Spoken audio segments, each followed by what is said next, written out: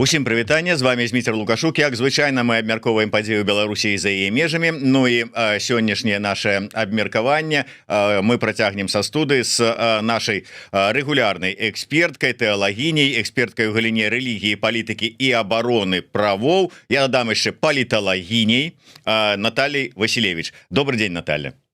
Вітаю. Ну, я не здарма сказаў паліталагіняй, тому что, па-першае, ёсць такія скілы, па-другое, ну, у мяне ёсць пару пытанняў, якія вось менавіта па-за межамі нейкай вот тэалагічных пытанняў, як да паліталагіні будзе, калі не супраць, канешне. Не супраць. А еще можно сказать, что я теперь уже докторка философии. Так что можете про философию что-нибудь запытаться. Боже мой, на любые темы, карацей кажучы, хутка будете складаць іншым экспертам конкуренцию, якія здольныя гаварыць на ўсе темы. Галоўнае... Ну, потому что конкуренция. Мы ж усе живем у такой громадянской супольности. То есть так дополнять один одного, конечно. Добра, Наталья, давайте пачнем с актуальнай і надзённага пытання. Гэта вызваленне палітвязняў, якое адбылося вось буквально 11 верасня, некалькі дзён таму. 52 чалавекі, з іх 38 канкрэтна беларусаў і палітвязняў выйшлі на волю. Праўда, былі прымусова вывезеныя ў іншую краіну, але давайте пачнем вось менавіта з пытанняў веры. Шмат хто з палітвязняў пасля сказаў, ну, выявілася, што яны і так вернікі розных там канфесій, розных накірункаў, але вернікі, і што менавіта вера дазволіла ім пратрымацца, выстаяць, захаваць там нейкі светлы розум і гэтак далей, сябе захаваць. Наколькі гэта, ну, я не ведаю, дзіўна, не дзіўна, наколькі это нечакана, ці ўвогуле, вот як вы ўспрынялі гэтае прызнанне і шчыраванне вязняў? Ну, для нас, безумоўна, для вернікаў гэта не было штосьці дзіўнае, таму што сапраўды нам усім вернікам вера дапамагае жыць, і гэта галоўны наш стрыжань, скажем так, у жыцці, апірышча, за якое мы трымаемся, на якім мы стаім, і якое дазваляе захоўваць нейкую унутраную годнасць, нейкае вот унутранае сумленне, і гэта вельмі вялікі ресурс, скажем так. Людзі, у якіх ёсць вось гэтая вера, яны лягчэй перажываюць многія рэчы, страшныя рэчы, якія з імі адбываюцца. Многія знаходзяць веру за кратамі, і такія выпадкі таксама ёсць. Мы ведаем пра такія выпадкі, мы пра іх пішам у сябе на канале, у сябе на сайце, мы бярем інтэрв'ю у вернікаў, і у нас часам пытаюцца, навошта вы робіце там спіс вернікаў? Ну, якая розніца, вернік чалавек, палітвязень ці не вернік? Навошта выдзяляць гэтую асобную катэгорыю?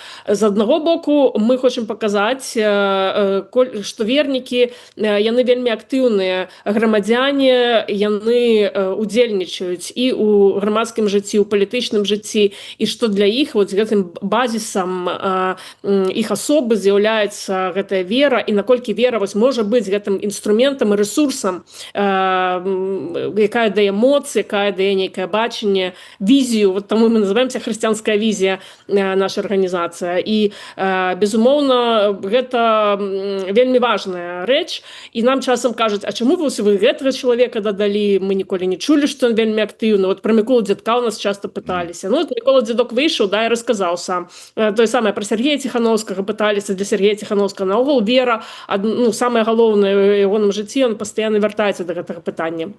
Другі аспект – гэта аспект свабоды рэлігіі для палітвязняў. Мы ведаем, што дыскрымінацыя палітвязняў, ці вось гэта 10-й профулік, як яны называюцца, да, экстрэмісты і схільныя да дэструктыўнай дзейнасці, і іх дыскрымінуюць па розных параметрах, але у тым ліку іх дыскрымінуюць паводле магчымасці вызнаваць сваю веру, практыкаваць сваю веру, знаходзячыся ў зняволенні, для того, каб падарваць, забраць гэты ресурс. Ну, безумоўна, гэты ресурс забраць нельга, ўсё роўна вера ўнутры. Так, людзі пакутаюць ад таго, што ім не дазваляюць хадзіць у царкву, не дазваляюць маліцца разам, не дазваляюць удзельнічаць у даемствах царкоўных, у іх няма доступу да супольнасці іншых хрысціян, у іх няма доступу да пастарскіх нейкіх парадаў. Але ўсё ж такі яны трымаюцца там за кратамі, яны даюць пэўныя такі прыклад для нас, для тых, хто знаходзіцца на свабодзе. І гэта, як бы, на мой погляд, вельмі важны аспект, пра які не трэба забывацца і які трэба заўсёды мець на ўвазе. Наталя, тут пытанне с аднаго боку і як да верніцы, а другого боку як да паліталагіні. Вось я не здарма сказаў, што гэтыя людзі былі прымусова вывезеныя з краіны, потому что вот кажуць юрысты-міжнароднікі, што нават слова прымусовая дэпартацыя не адпавядае зусім гэтай сітуацыі, потому что дэпартуюць замежнікаў, а тут грамадзян краіны іх просто выпхнули з краіны, прымусова вывезлі з краіны.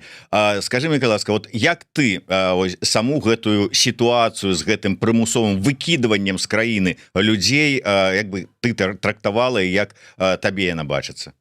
Ну, безумоўна, гэта недапушчальна ні паводле міжнароднага права, ні паводле ўвогуле нейкай нармальнай чалавечай логікі. Грамадзян, тым больш многіх грамадзян без пашпартоў выкінулі з краіны, і яны вернуцца, ну, ім як бы цяжка вернуцца. Вот Мікола Статкевіч, ён паказаў усё, што ён думае пра гэтую высылку людзей, і ён адмовіўся выязджаць, але мы бачым, што для яго гэтая адмова, яна каштуе вельмі дорага, але ён выбраў гэты кошт заплаціць. І вы памятаеце, Марыя Калеснікава таксама адмаўлялася быць выпхнутай з краіны. Яна выбрала зняволенне, яна выбрала вось гэты складаны шлях пакутаў для того, каб застацца ў сваёй краіне, каб ніхто не мог ёй дыктаваць, дзе яна павінна жыць, ну, як бы, што яна павінна пакінуць сваю краіну. Яна не хацела пакінуць сваю краіну, яе не пакінула. Але за гэта палізняволеныя плацяць вельмі высокі кошт.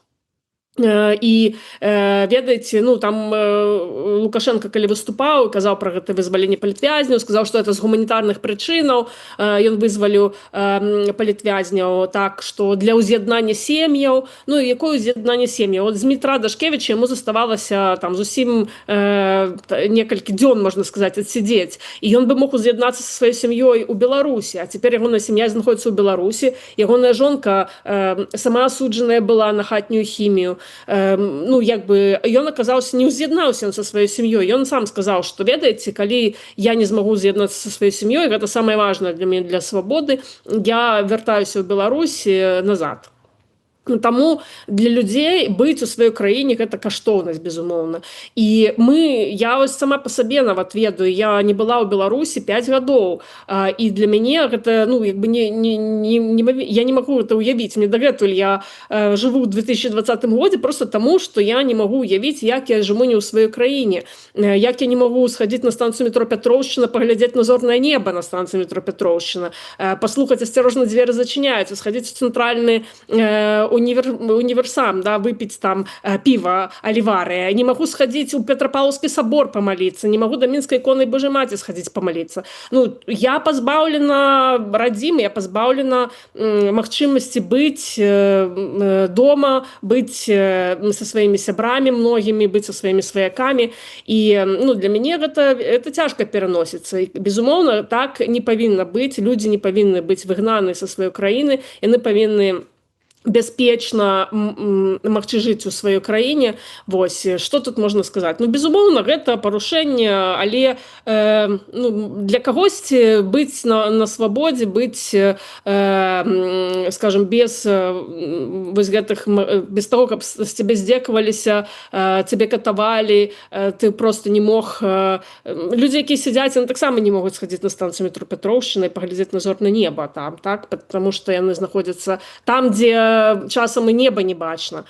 Вось, таму я думаю, што у гэтых перамовах па вызваленні палітвязняў павінна быць таксама умова пра тое, што людзі могуць выбіраць, дзе яны застаюцца жыць, на якіх умовах яны застаюцца жыць. І мы не можам сказаць нават пра вызваленне. Многія, вот заўважце, хто даваў інтэрв'ю сродкам масавай інфармацыі, яны кажуць, я не адчуваю сябе вызваленым, я не адчуваю сябе на свабодзе, таму што я не меў свабоды выбраць, дзе я буду. Многія палітвязні пра гэта гавораць. Вось, і Безумоўна, гэта не свабода. Гэта так, гэта больш палегчаны рэжым, скажем так, не свабоды, але гэта не ёсць свабодай. Свабода моя это я хочу жыць у сваёй краіне і жыць годна ў сваёй краіне. Вось гэта для мяне свабода. Дарэчы, таксама можа быць з аднаго боку як да паліталагіні, але як і там верніцы пытання.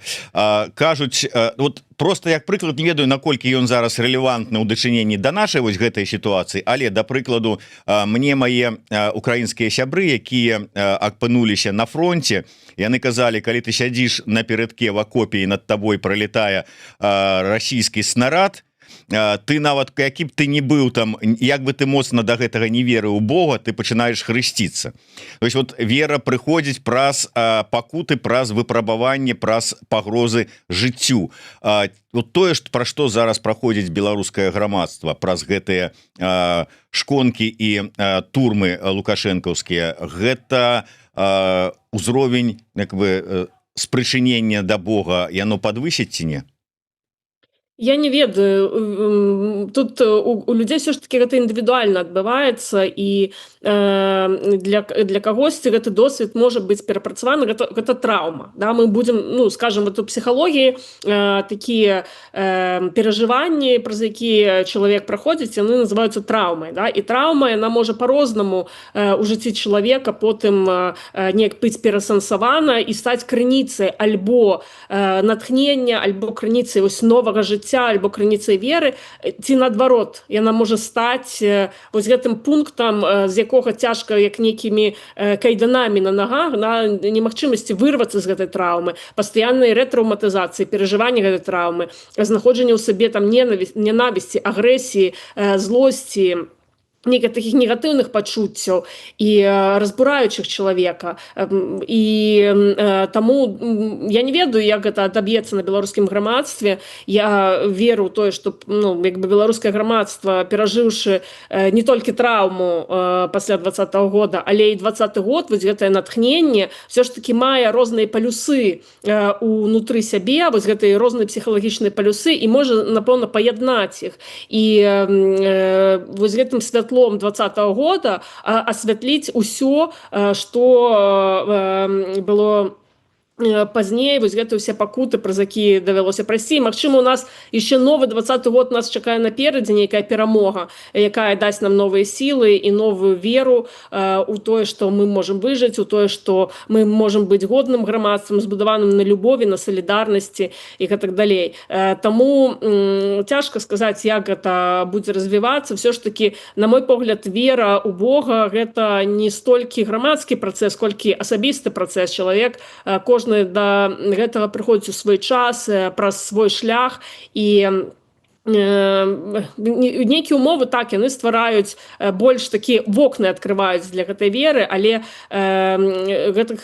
у жыцці чалавека такіх шчыльнаў бывае шмат. Шырокае акно ён можа не заўважыць, а вот маленькая шчыльна стане якраз тым шляхам да веры. Таму мы паглядзім. Я думаю, што безумоўна, вот сёння, калі вы ўжо казалі, Зміцер, пра гэта, што людзі, якія выходзяць з турмы, яны многія гавораць пра сваю веру, і многія гавораць пра Бога, і многія гавораць пра тое, што гэта сапраўды нешта такое, пра што мы часта не думаем і на што мы часта не звяртаем увагу, але мы не ведаем, наколькі гэта ресурс. Вот я кажу пра ресурс, што унутры цябе адкрываецца нібыта вот новае дыханне, нейкае новыя лёгкія табе як бы дае вера, новыя крылы ў цябе вырастаюць за спінай. Ты можаш больш, чым ты без веры мог бы зрабіць. І калі людзі гэта зразумеюць, часта, таму што рэлігія, яна ўспрымаецца як нейкі там забароны,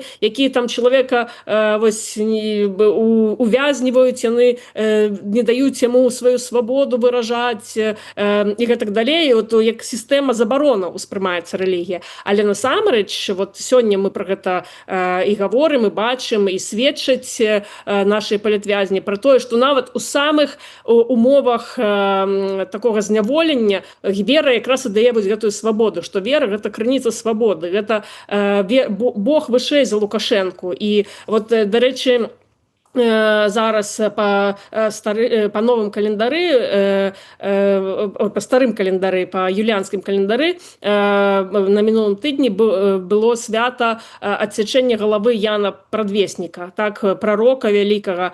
І там ёсць такі герой, як Ірад.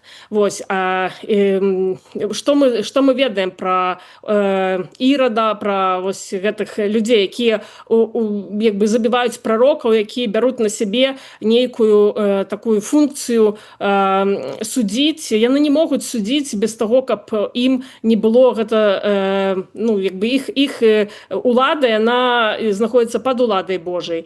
І нават тыя рэчы, якія яны хочуць чыйсьці голас заткнуць, да, зрабіць, нават забіць чалавека, каб ён голас ніколі не гучаў, то голас Яна Прадвесніка ён гучыць уже 2000 гадоў. Пакайцеся, бо наблізілася Царства Небеснае. Гэта чалавек, які, як сам Христос сказаў, няма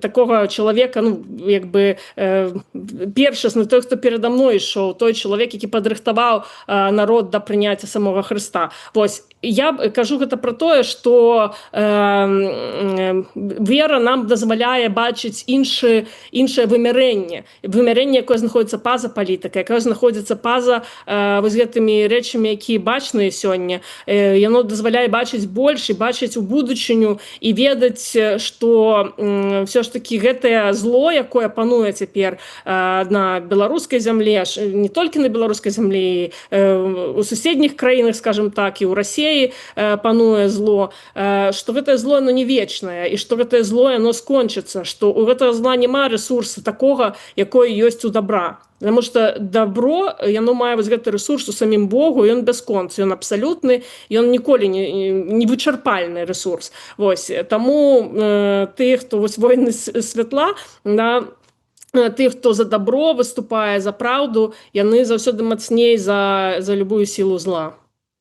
Я хотел бы невялікую цытату, не ведаю, тут можа быть і каментаваць нічога не трэба, але про тое, што ў прынцыпе для людзей у часы такіх выпрабаванняў Бог мае значэнне, ну, вельмі значнае такое, выбачайце за тавталогію.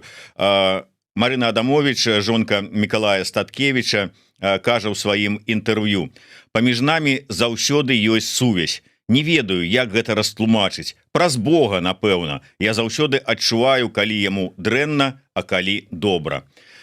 Вось такія словы тут, я не ведаю, тут просто няма чаго тлумачыць, а просто як для такого сведчання пра тое, што сапраўды падчас такіх выпрабаванняў вера для іх вельмі важная для людзей. Я хацеў бы звярнуцца, працягнуць этую тэму пра зняволенне, пра веру ў Бога, але пра святароў, якія знаходзяцца за кратамі. Падчас прэс-канферэнцыі адзін вот зараз з вызваленых, палітзняволены Андрэй Крылоў, ён знаходзіўся у калоніі нумар 2 ў Бабруйску. Менавіта ў гэтай калоніі знаходзяцца Генрых Акалатовіч і Анджэй Юхневіч. Вось, дарэчы, на гэты момант вельмі акцентавала сваю увагу тэлеграм-канал «Хрысціянская візія не вайне». Таму, калі ласка, подписывайтеся на тэлеграм-канал, ёсць спасылачка у нас у апісанні гэтага відэа. Ну і таксама нагадаю пра тэлеграм-канал Натальи Василевич, Наталья з 2 Л, так называется. Калі ласка, таксама можете заходзіць. Я працытую: у нас ёсць палізняволеныя, якія нібыта асобнай веткай праходзяць, а пра іх не ўзгадваюць. Гэта ксяндзы. Там шмат ксяндзоў сядзіць. Трэба ў Ватыкан звяртацца, бо неяк каталіцкая царква параўноўваецца з польскай царквой, і таму напружанне на ксяндзоў вельмі моцна кладзецца. Там ёсць Генрых Акалатовіч, іншыя іх сильна гнабяць. Ці ёсць такая інфармацыя? Чаму мы ведаем, як, ну, выкарыстоўваючы слова Крылова, гнабят усіх палітзняволеных асобна. У іх умовы адрозныя ад звычайных крымінальнікаў, якія там, ну, у палегчаным нейкім рэжыме знаходзяцца ў параўнанні з палітвязнямі. Але атрымліваецца, што да тых жа самых святароў, ну, тут пра ксяндзоў канкрэтна ідзе размова, і яшчэ большы ціск. Вот якая даходзіць інфармацыя адтуль? Так, я хочу звярнуць увагу, што там далей, калі канал Да-да-да, прачытаць, я вы хацеў пабачыце працягнуць, но інтэрв'ю, да, з Андрэем Крыловым мы пачулі вось гэтую інфармацыю, адразу звярнуліся, адшукалі спадара Крылова. Дзякуй яму вялікі, што ён і яго місія была такая. Бачыце, ён на гэта ў першую чаргу звярнуў увагу, таму што, відаць, ён сам кажа на мой інтэрв'ю, што яго пра гэта папрасіў ксёндз Генрых Акалатовіч, які не можа з умоваў зняволення нешта данесці свету, расказаць пра тую несправядлівасць, якая з ім адбылася.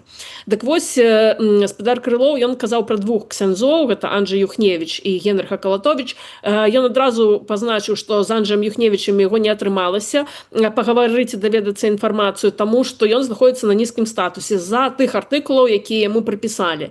І кажа, што пагаварыць з ім немагчыма, таму што проста іншыя зняволеныя нізкага статуса, яны як бы яго абараняюць, яны нікому не дазваляюць да яго падыходзіць, таму што баяцца, магчыма, нейкіх правакацый, баяцца, што супраць ксяндза Анджэя будзе нейкая агрэсія, нейкія такія паводзіны неадпаведныя. Таму з ім пагаварыць не атрымліваецца, і ягонае становішча вельмі цяжкае ў калоніі. Ён нават, бачыце, не можа са звычайнымі зняволенымі паговорыць, штосьці ім перадаць, расказаць, для того, каб мы даведаліся, вось гэта ягоная закрытая справа, ніякай інфармацыі ўвогуле не было, ніякія злачынствы, ніколі, нібыта ён здзяйсняў. Але калі мы паглядзім на справу спадара нашага ксяндза Генрыха Акалатовіча і тое, што ён расказвае, той абсурдныя абвінавачванні абсалютна, якія яму вынеслі, справа таксама была закрытай.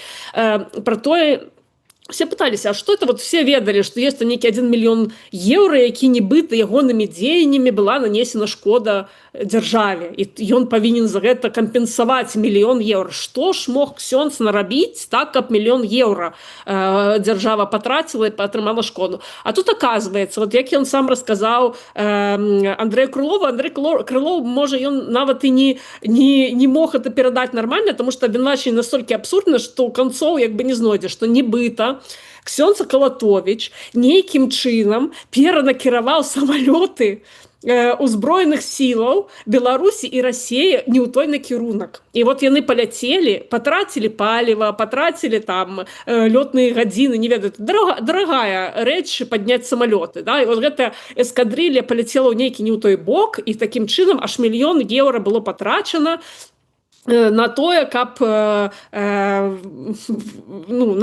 вот гэты вылет незразумелы. Ну слухайце, ксяндзы у нас самалёты накіроўваюць ужо. З боскай дапамогай, радары там нейкі, што за трызненне такое, да? Што за, калі б людзі гэта ведалі, ніхто б не паверыў такое, да? Прыкладна як падобна да справы Аўтуховіча была, таксама там пра самалёты, гранатамёты нейкія. Вот я уяўляю, вот Галіна Дзербіч зараз выйшла, пенсіянерка, да? Вот яна па справе Аўтуховіча праходзіла, такая вялікая у нас тэрарыстка з гранатамётам, якая там збіралася нейкія самалёты збіваць. Не абсурдна гэта гучыць, это гучыць абсалютна абсурдна. Таму як бы тут гэта першае. Другое, ксёндз Акалатовіч расказаў, што на яго пастаянны ціск з КДБ ідзе. І яму не проста ціск ідзе, а яго прымушаюць даваць кампрамат на сваіх іншых ксяндзоў, на епіскапаў каталіцкай царквы, на прыхажан каталіцкай царквы, проста збіраюць такі пул кампрамата, кажуць, вот не хочаш 11 гадоў сядзець, раскажы што-небудзь, прыдумай, не ведаю, раскажы што, дзе, калі, як, каб на іншых таксама ціск нейкі аказаць. Але самае, што цікавае для мяне было і незразумелае, тое, што аказалася, што ксяндза Акалатовіча прымушалі зрабіць правакацыю супраць апостальскага нунцыя ў Беларусі. Запросить, вот мы тебе выпустим, всю эту справу закрыем, выпустим назад тебе в Воложин, будешь там служить, но ты возьми, запроси апостольского нунция до себе и подкинь ему флешку с компроматом. А мы его там захапаем, вот на его будет компромат, и мы сможем на Ватикан еще неким чином тиснуть. Як бы вы реально просіце гэта ксяндза, тым больш такога заслужанага ксяндза, які ўсё жыццё сваё прысвяціў служэнню царкве, які пераследаваўся за савецкім часам, які жыве верою, жыве сваім пакліканнем святарскім. Вы сапраўды спрабуеце вот яго уцягнуць такого кшталту правакацыю. Ну, я вельмі рада, што гэта інфармацыя выйшла на вонкі. Па-першае, гэта публічнасць такой інфармацыі. Яна дазваляе паказаць метады, якія выкарыстоўваюцца у тым ліку супраць дыпламатычнага корпусу, у тым ліку супраць дыпламатычнага корпусу, які лічыцца такім прыярытэтным у Беларусі, не перамовы, не нейкія там не будаванне даверу паміж людзьмі, а правакацыі, кампрамат, ціск. Вось гэта такі спосаб, якім Беларусь у тым ліку з Ватыканам размаўляе. Нарэшце у нас ёсць нейкая вот канкрэтная інфармацыя пра тое, што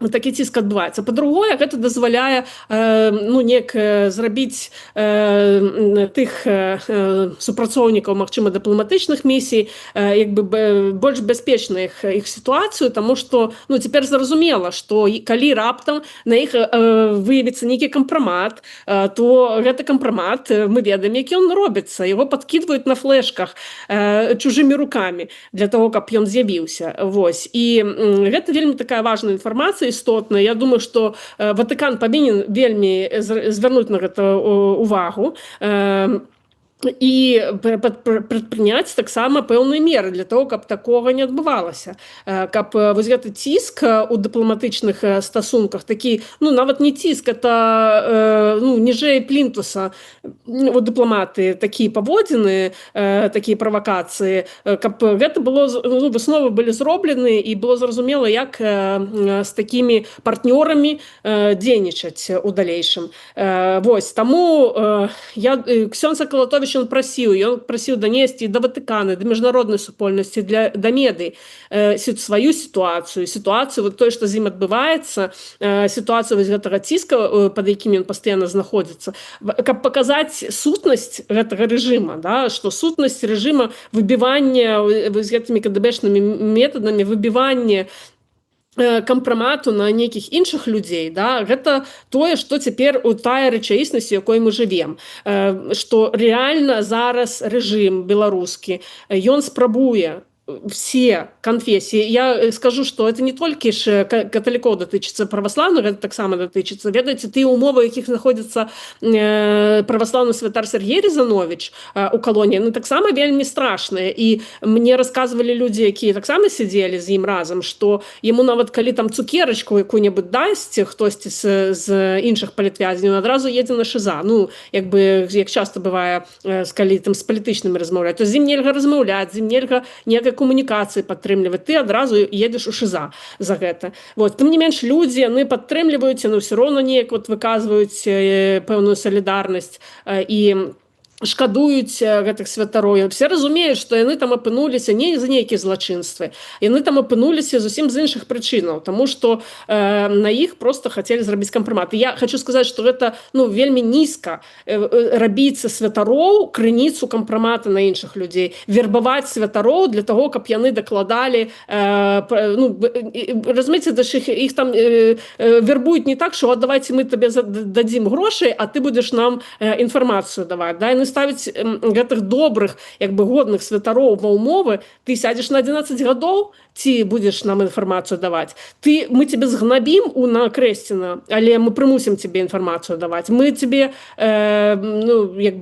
пазбавім нейкіх магчымасцяў, тваіх дзяцей, твою жонку, пагражаюць вельмі моцна і вымушаюць людзей ісці супраць свайго сумлення для таго, каб вось гэтую контроль над рэлігійнай сферай у Беларусі падтрымліваць, таму што кантроль, які умее беларускі рэжым падтрымліваць, ён толькі праз вось гэты ціск, праз вось гэта раздзяленне сярод людзей, праз нейкую нянавісць, праз нейкія падманы, праз правакацыі і гэтак далей. Так не павінна быць, і гэта сур'ёзныя парушэнні правоў чалавека і ўвогуле нейкага сумленнага падыходу да ўсяго, да грамадства, да рэлігіі і так далей.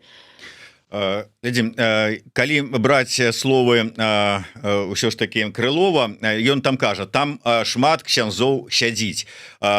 ці ёсць канкрэтная лічба, колькі ўсё ж таки там сядзіць з аднаго боку, з другога боку гэта вот можа быць для нас зараз вось гэта такая ну как бы адкрыццё, шчыраванне, што столькі святароў там сядзіць і ксяндзоў і не толькі ксяндзоў, што да іх вось так ставяцца.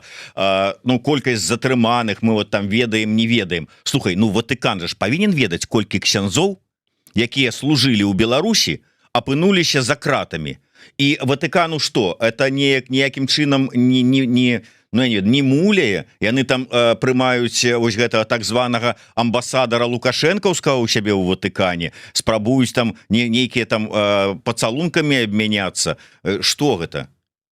Ну, бачыце, ёсць, ну, на мой погляд, дарэчы, спадарня Турарбекова, шаноўная, можаце задаць гэтае пытанне. Вот гэта адрозненне, калі дзейнічаюць дыпламаты, дзейнічаюць сілавікі. Вот у Беларусі сёння перамагаюць сілавікі. Вось гэта сілавыя структуры, КДБ, яны перамагаюць дыпламатаў. А ўсё ж такі Амбразевіч, той же гэта так ці інакш дыпламат. Ён усё роўна як бы хацеў бы палепшыць імідж Беларусі для Ватыкана. Ён хацеў бы наладзіць больш-менш такое ўзаемаразуменне паміж святым пасадам і хаця б сваёй амбасады пры гэтым святым пасадзе. Нейкім чынам вот выйти з гэтага вобразу Беларусі як тэрарыстычнай дзяржавы, як дзяржавы тэрору такога, да, тыраніі.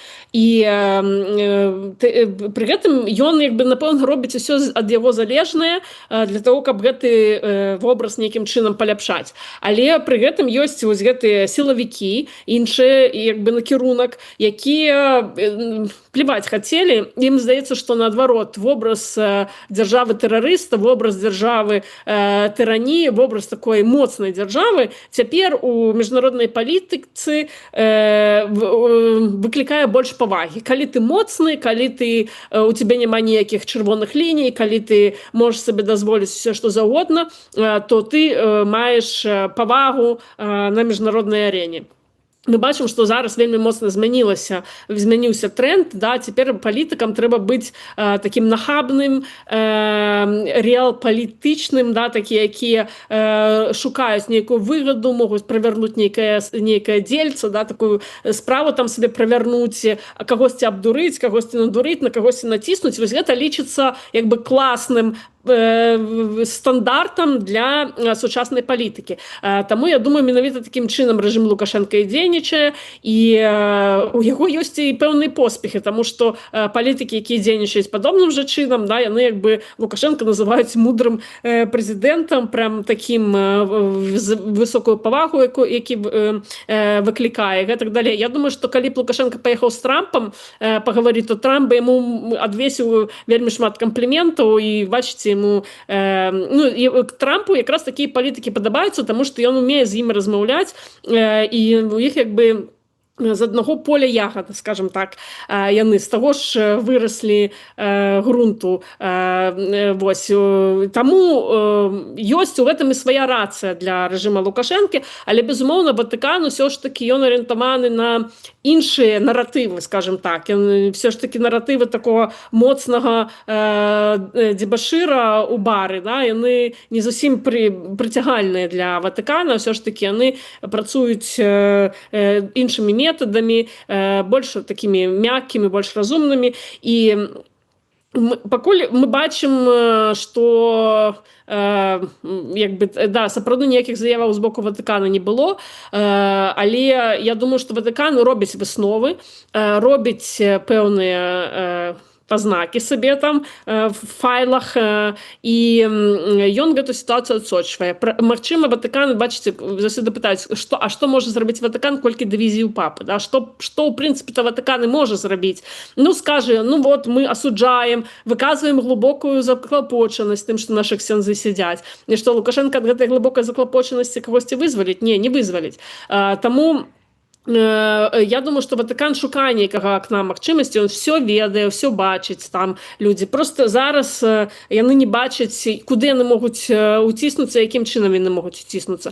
Я спадзяюся, што магчыма візіт Клаўдыі Гуджэроці, арцыбіскупа Клаўдыі Гуджэроці ў Беларусь, ён зможа неяк паспрыяць таксама вызваленню новых палітвязняў, неяк падняццю пытанняў пра рымска-каталіцкі касцёл у Беларусі і той стан, у якім ён знаходзіцца, той ціск, які ён перажывае. Я думаю, што гэтыя пытанні яны будуць падняты просто іншымі спосабамі.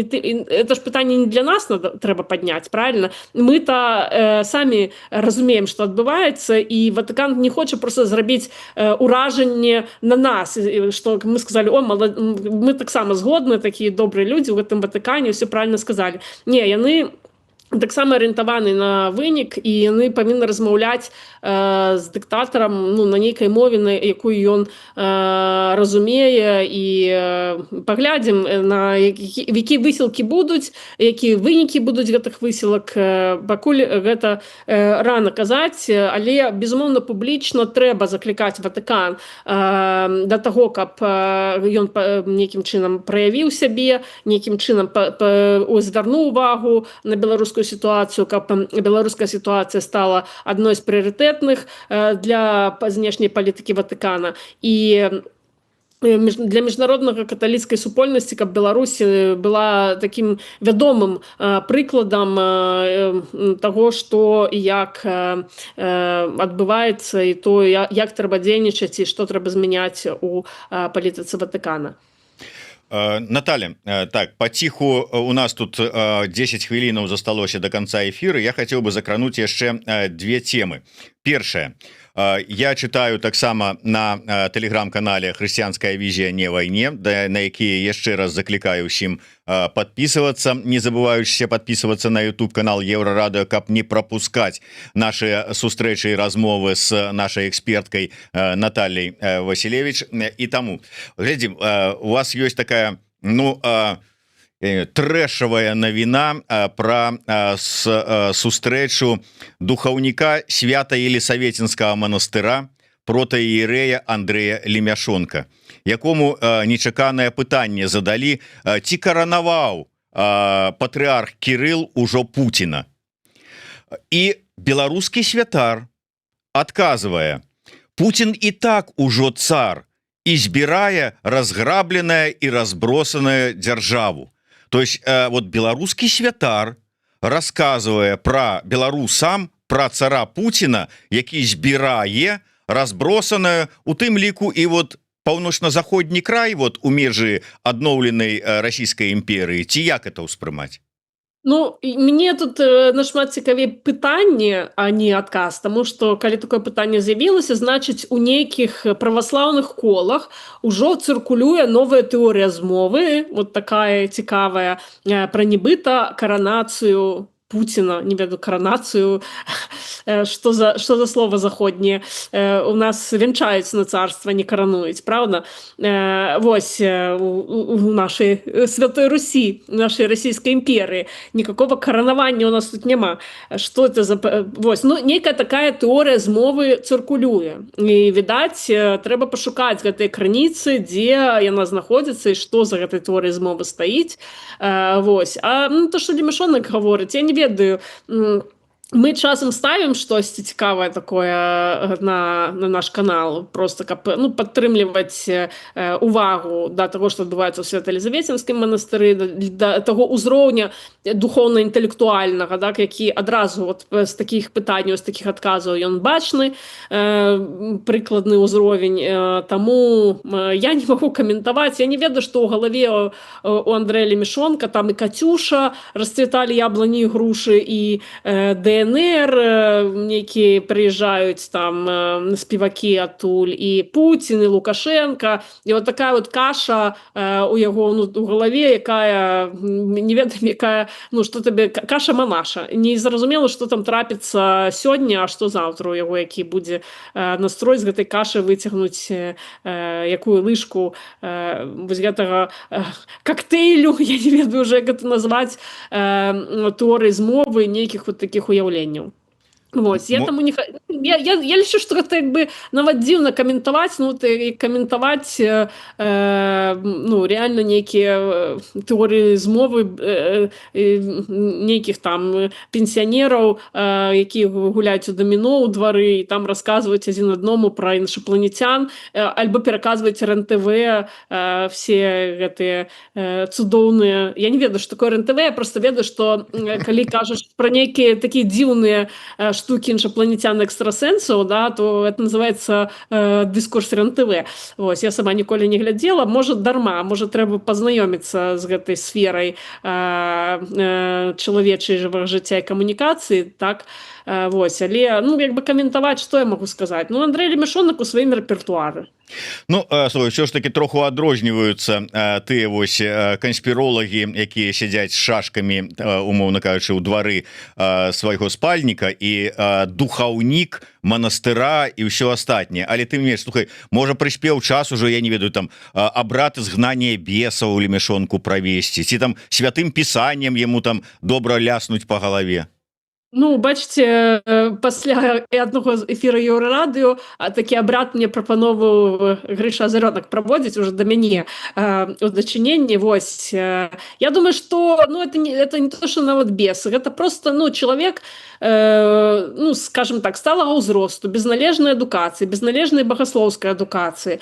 Ну там каша-малаша, я кажу, што ў яго ў галаве просто каша-малаша. Ну як бы чаго ад яго чакаць? І мне пытанне, напэўна, да кіраўніцтва Беларускай праваслаўнай царквы, яшчэ да мітрапаліта Філарета пытанне. Ну бачылі ж вочы, каго ставілі лідарам такога манастыра. Ну як бы хто нясе адказнасць?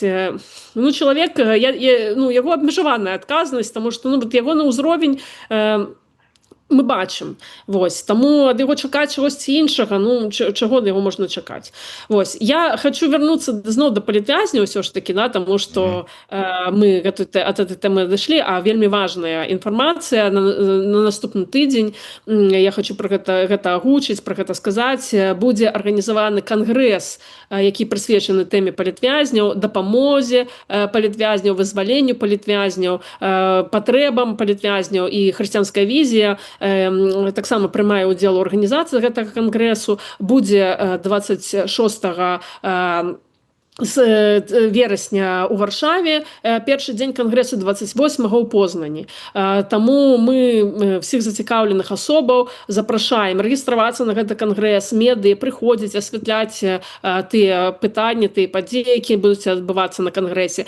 Там, як хрысціянская візія, мы прадставім пра патрэбы вернікаў, пра веру ў зняволенні, пра тое, чаму гэта важна займацца маніторынгам менавіта вось гэтай катэгорыі, як бы уразлівых групаў, і чаму гэта менавіта уразлівая група вернікі. Вот я вам казала, што это вялікі рэсурс вера, да, але пры гэтым вернікі таксама дадатковай уразлівай групай з'яўляюцца.